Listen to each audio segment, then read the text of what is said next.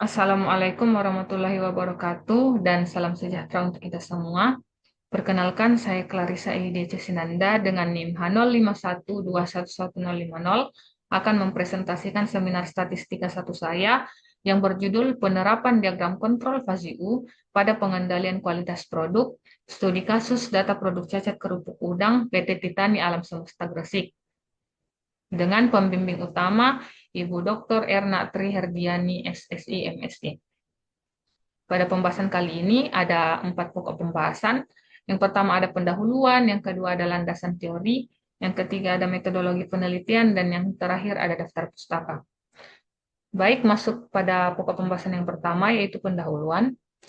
Seiring dengan perkembangan zaman, dunia bisnis juga mengalami pertumbuhan yang pesat, yang mengakibatkan persaingan antar perusahaan semakin sengit, dan semakin banyak perusahaan yang bersaing atau berkompetensi dalam industri yang serupa. Oleh karena itu, setiap perusahaan akan berusaha agar tetap bertahan dalam persaingan ini. Salah satu strategi untuk menghadapi atau bertahan dalam persaingan ini adalah dengan memberikan fokus penuh pada kualitas produk yang dihasilkan perusahaan sehingga mampu bersaing atau lebih unggul dari produk-produk yang ditawarkan oleh perusahaan pesaingnya. Produk cacat merupakan produk yang memiliki kekurangan dan mempengaruhi kualitas produk yang ditawarkan oleh sebuah perusahaan.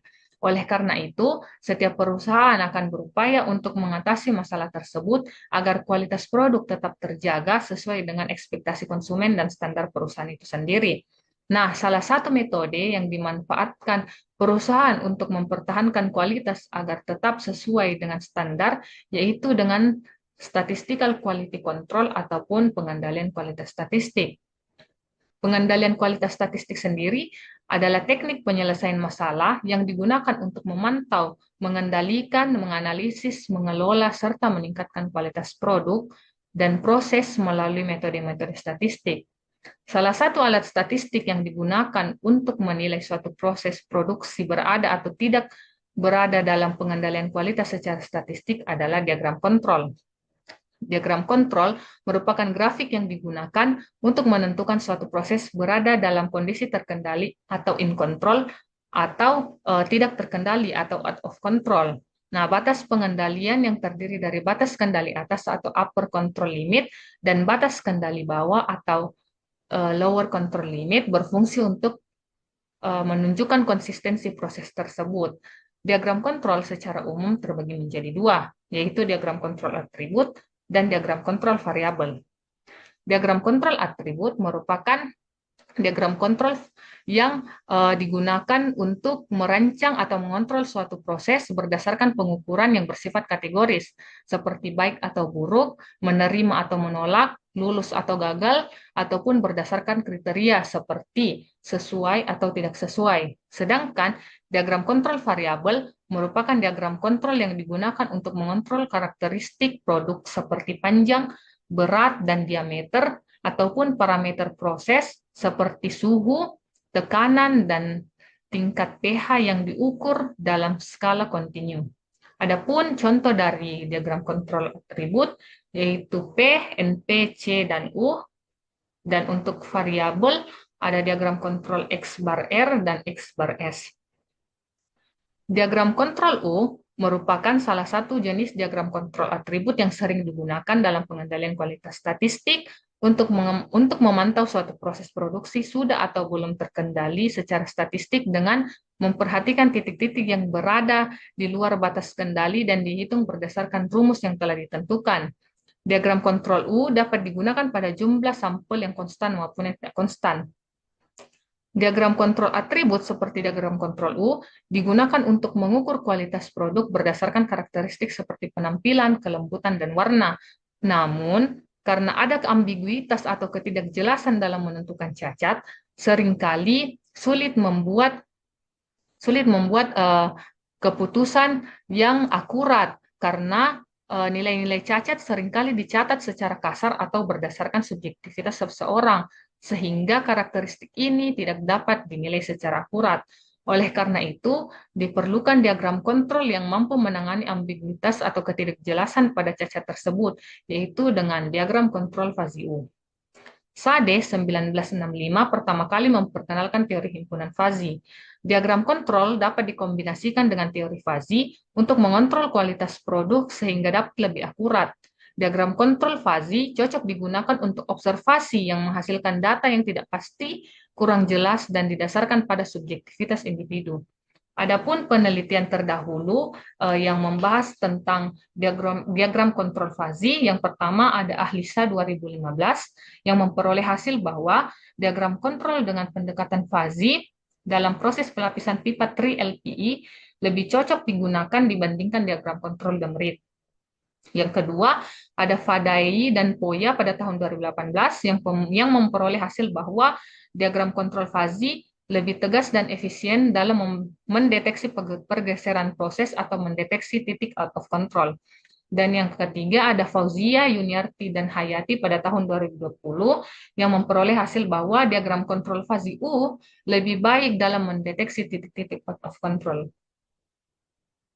Adapun batasan masalah dalam penelitian ini, yaitu yang pertama, ada data yang digunakan merupakan data produk cacat kerupuk udang PT Titani Alam Semesta selama 1 jam per hari dalam satu mesin produksi sebanyak 1 ton kerupuk dengan 4 jenis cacat yaitu bleber, lubang, benda asing, dan setengah matang. Yang kedua yaitu pendekatan pada diagram kontrol fazi menggunakan transformasi fazi mode. Adapun tujuan penelitian yang pertama yaitu membentuk diagram kontrol U dan fazi U pada data produk cacat. Yang kedua, memperoleh nilai average run length atau ARL diagram kontrol U dan fazi U. Dan yang ketiga, membandingkan nilai ARL diagram kontrol U dan fazi U untuk memperoleh diagram kontrol terbaik. Adapun manfaat penelitian yang diharapkan yaitu untuk menambah wawasan dan pengetahuan mengenai diagram kontrol U dan fazi U sebagai alat dalam pengendalian kualitas statistik serta dapat dijadikan masukan dan acuan untuk perusahaan dalam menangani masalah produk cacat. Masuk pada pokok pembahasan yang kedua yaitu landasan teori. Pada penelitian ini, landasan teorinya yang pertama ada pengendalian kualitas statistik, yang kedua ada diagram Pareto, yang ketiga ada diagram kontrol, yang keempat ada uji distribusi Poisson, yang kelima ada diagram kontrol U, yang keenam ada logika fazi, yang ketujuh ada diagram kontrol fazi U, yang kedelapan ada average run length, dan yang kesembilan ada PT Titani Alam Semesta. Selanjutnya, pokok pembahasan yang ketiga yaitu metodologi penelitian. Yang pertama adalah sumber data. Data yang digunakan dalam penelitian ini adalah data sekunder dari publikasi jurnal yang berjudul Analisa Penerapan Statistikal Quality Control dalam Mengurangi Produk Cacat Kerupuk Udang oleh Devina Ayu Ristanti dan Ida Ayu Nuh Kartini pada tahun 2023. Adapun variabel penelitian yang digunakan merupakan data produk cacat kerupuk udang PT Titani Alam Semesta Gresik yang terdiri dari 4 jenis cacat, yaitu bentuk bleber, lubang, benda asing, dan setengah matang pada periode 6 Februari sampai 6 Maret 2023. Selanjutnya ada tahapan analisis. Tahapan analisis yang dilakukan yang pertama yaitu menginput data produk cacat kerupuk udang yang terdiri dari 4 jenis cacat, yaitu bentuk bleber, lubang, benda asing, dan setengah matang. Selanjutnya melakukan analisis deskriptif pada data produk cacat kerupuk udang. Selanjutnya melakukan uji distribusi Poisson. Selanjutnya menghitung nilai statistik dan nilai GT, BKA, BKB untuk diagram kontrol U. Selanjutnya membentuk diagram kontrol U.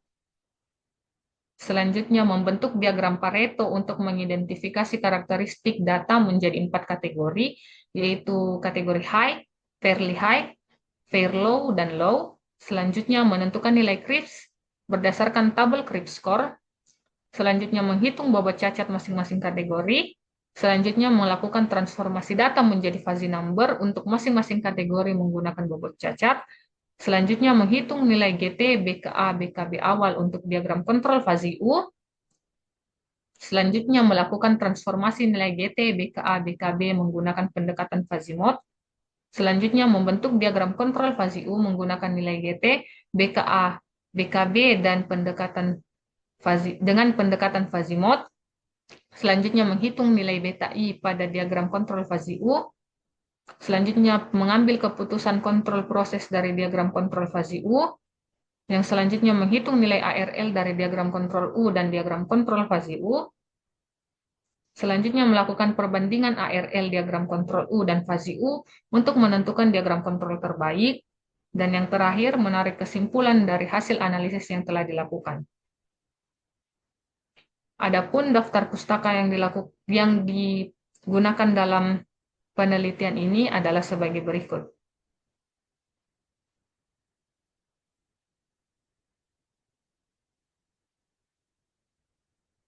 Sekian presentasi dari saya, kurang dan lebihnya mohon dimaafkan. Terima kasih.